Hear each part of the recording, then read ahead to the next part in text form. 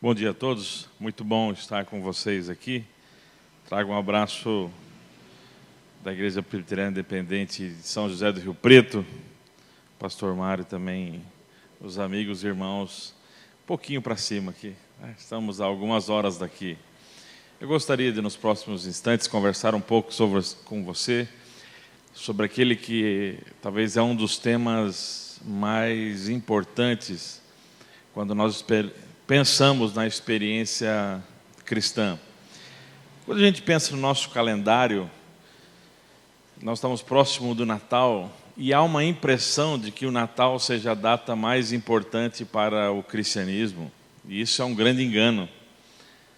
O Natal está longe de ser a nossa data mais importante. Na verdade, a ideia do Natal e praticar o Natal, a gente começou a fazer há muito tempo depois de existir como comunidade cristã. Os primeiros discípulos, eles não celebravam o Natal. Foi levar uns 400 anos para que a comunidade cristã ela se preocupasse em todo ano lembrar essa data chamada Natal. A data mais importante para nós, a nossa experiência como discípulos, seguidores de Jesus, é a Páscoa. A Páscoa é a data mais importante para nós. Nós nascemos como igreja já desde sempre celebrando a Páscoa, relembrando aquilo que acontece naquilo que era uma celebração judaica antiga, naqueles dias em que Jesus ele vai concretizar o amor de Deus. Naquele momento de festa que era repetido já há centenas de anos pela comunidade de judeus, Jesus transforma e dá um novo sentido para a Páscoa. E quando a gente lembra da Páscoa, essa Páscoa que já era comemorada pelos judeus, o sentimento mais importante, a expressão mais importante ligada à Páscoa é liberdade. Não há como entender a Páscoa sem entender liberdade. A Páscoa é essa expressão de um Deus que ele vai se aproximar de um líder chamado Moisés e dizer assim: olha, eu sei que o povo que eu separei para mim está sofrendo. Eu estou ouvindo o seu sofrimento e a opressão que eles estão vivendo numa terra que é a terra do Egito, sendo escravos. E eu vou libertá-los. A Páscoa é essa expressão do amor de Deus em trazer libertação. Por isso, durante todo o Antigo Testamento, especialmente os profetas e os poetas, os salmistas, vão lembrar disso. Ele é o Deus que nos tirou da terra do Egito. Ele é o Deus que nos trouxe liberdade. Quando Jesus ele vem ao mundo, se faz homem como nós, ele morre para nos dar verdadeira liberdade. Profunda e verdadeira liberdade. Então eu gostaria de, por alguns instantes agora, refletir com você sobre liberdade. Há um cientista, um escritor, talvez que para alguns ele desperte um pouco de medo, que é Freud. Freud vai falar muito sobre liberdade. E uma das frases de Freud, ele vai dizer o seguinte: se você quer realmente ser livre, você precisa se libertar da religião. Não há como ser livre se você não se libertar da religião. E Freud estava certo. A religião nos prende. A religião nos leva à culpa. A religião, uma estrutura de tradições, de ritos, ela nos prende. Ela nos prende ao medo, ela nos prende a leis, ela nos prende a regras, ela nos prende a tradições, mas ela é vazia de algo muito importante. A religião é vazia de Deus. A religião é como uma lareira em que você, muito bonita, perfeita, mas que não tem mais fogo. A religião é uma estrutura vazia. Por isso que a religião ela gera em nós escravidão, nós somos presos por ela. Por isso alguém de fora, como um cientista como Freud, ao olhar para dentro da religião, ele vai dizer às pessoas que estão dentro desse sistema não experimentam o que é liberdade, porque estão presos. Presos em nome de Deus, daquilo que deveria gerar liberdade. Mas interessante porque ele vai continuar esse tema da liberdade, ele vai dizer o seguinte: as pessoas, na verdade, elas têm medo da liberdade, Freud fala, porque liberdade pressupõe responsabilidade, e as pessoas não querem responsabilidades. Ele vai dizer que a religião gera uma escravidão, mas ele vai dizer assim: as pessoas saem da religião, mas elas têm medo da liberdade, porque liberdade quer dizer responsabilidade. E quando nós pensamos dessa forma e pensamos no relacionamento com Deus, nós estamos dizendo: eu vou assumir responsabilidades, eu vou tomar decisões. No meu relacionamento com Deus, eu vou assumir responsabilidades. Hoje, o Lei e a Dani vão assumir responsabilidades diante de vocês. Liberdade é responsabilidade. Eles têm liberdade como pais de educar a Aninha. E essa liberdade como pais de educá-la subentende-se responsabilidade. Há um texto na Bíblia muito importante sobre liberdade. Paulo escreve a uma região, a região da Galácia, escreve para igrejas nessa região, e ele vai dizer que nós fomos chamados para a liberdade. Ele vai lembrar para essas pessoas, cristãos como eu e você: olha, lembre-se que nós fomos chamados para a liberdade. Foi para viver em liberdade que Ele nos chamou.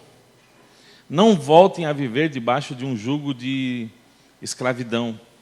Há uma preocupação de Paulo a escrever para essa região, a região da Galácia. Esse texto é o que nós chamamos de texto de Gálatas. Há uma preocupação de Paulo, e ele não está falando para pessoas que não conhecem Jesus. Ele não está conversando com pessoas que não conhecem a fé cristã.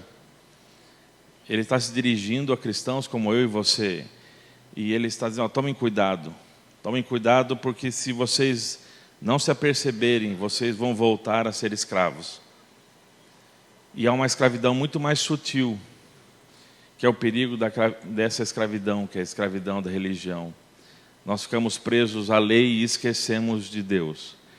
Nós ficamos presos à lei e esquecemos do amor. Nós ficamos presos às estruturas e esquecemos dos nossos valores, dos nossos princípios. Nós ficamos presos a tradições e esquecemos de Jesus. Esse foi um embate entre algumas pessoas, alguns líderes religiosos com Jesus, sobre a questão do sábado. E eles não entenderam o modo como Jesus lidava com aquela estrutura.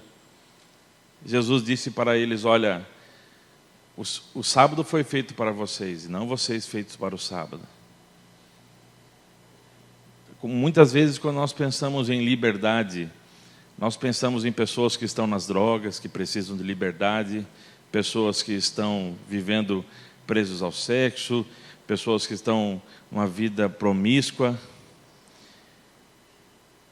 Mas há uma libertação que precisa acontecer em muito de nós, muito mais profunda e muito mais oculta, por isso muito mais difícil.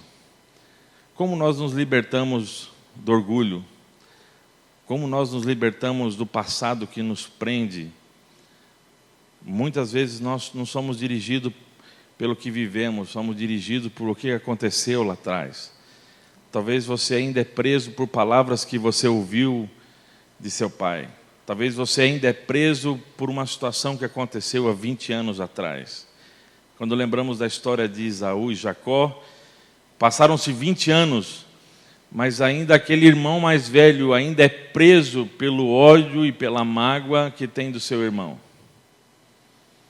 Quando Paulo nos lembra que nós somos chamados para viver em liberdade, ele não está pensando apenas nessas questões mais graves e aparentes. Ele está falando de uma verdadeira liberdade, de ser livre. A nova pessoa que Deus espera que nós sejamos, e Ele nos permite ser em Cristo, é sermos pessoas livres. E eu gostaria de terminar essa reflexão com uma ilustração. Há um pai, e ele tem uma grande preocupação com o seu filho. Imagine o Alessandro e a Dani daqui a alguns anos, a Aninha vai estar maior, correndo de um lado para o outro, que nem um carrinho bate-volta. E eles têm uma piscina em casa, né? Uma piscina maravilhosa. E o Alessandro toma a decisão e vai conversar com a Dani. Olha, nós precisamos colocar uma cerca em volta da piscina. E aí surge uma pergunta, mas será que isso não vai tirar a liberdade da Aninha? Ou será que isso vai garantir liberdade para ela? Será que colocar uma cerca em volta da piscina é trazer liberdade ou tirar a liberdade dela? Muitas vezes nós nos deparamos com a vontade de Deus e nós não entendemos o que é liberdade. Nós nos imaginamos como pessoas livres e que nós deveríamos fazer tudo o que quiséssemos e o que desejássemos a qualquer momento. Mas Deus nos convida a uma vida de liberdade onde Ele nos dá segurança. Ele mesmo colocou algumas cercas para nos garantir liberdade, onde nós podemos correr, andar sem preocupação. Colocar uma cerca em volta da piscina e dizer: Aninha, você pode correr do jeito que você quiser por aqui, sem preocupação. Você pode ter liberdade aqui fora. Como mãe, a Dani não precisa se preocupar e ficar olhando pela janela onde está a Aninha. Mas muitos de nós olhamos para algumas cercas que Deus nos propõe e nós dizemos assim: olha, isso é tirar a minha liberdade. Por isso que a liberdade na Bíblia, ela está condicionada ao tema principal da Bíblia, que é o amor. Porque Deus nos ama, Ele nos ajuda. Ele nos convida a viver essa liberdade, a ter essa segurança. Eu não sei qual liberdade você quer escolher. Você pode ter essa liberdade total e plena de viver de acordo com a sua vontade, ou experimentar dessa liberdade do amor de Deus, e de confiar no amor de Deus como Pai, e de que Ele como Pai sabe o que é melhor para nós. Que Deus nos ajude. Que Deus nos ajude a encontrar a verdadeira liberdade. Não apenas a libertação que um dia tivemos da condenação, e hoje nos reconhecemos como homens e mulheres salvos pela graça de Deus, mas que a gente experimente essa liberdade a cada dia. Uma liberdade que é para o nosso coração, uma liberdade que é para os nossos sentimentos, para os nossos pensamentos, para o nosso passado, para o nosso presente. Uma liberdade para os nossos relacionamentos, uma liberdade para a nossa vontade, para as nossas escolhas. Foi para a liberdade que Cristo nos chamou. E que nenhum de nós voltemos a viver debaixo da escravidão. Em nome de Jesus. Quando eu olho para a cruz me lembra dessa liberdade. A cruz, a vida marcada pela cruz, é essa vida que me permite movimento. Essa vida que me permite espaço. Que você encontre lugar na cruz. Que você encontre espaço nessa nova vida. Que você redescubra essa segurança de viver nesse espaço. Que segurança sou de Jesus. Somos livres. Livres para viver esse espaço. Livres para desfrutar desse amor e desta segurança.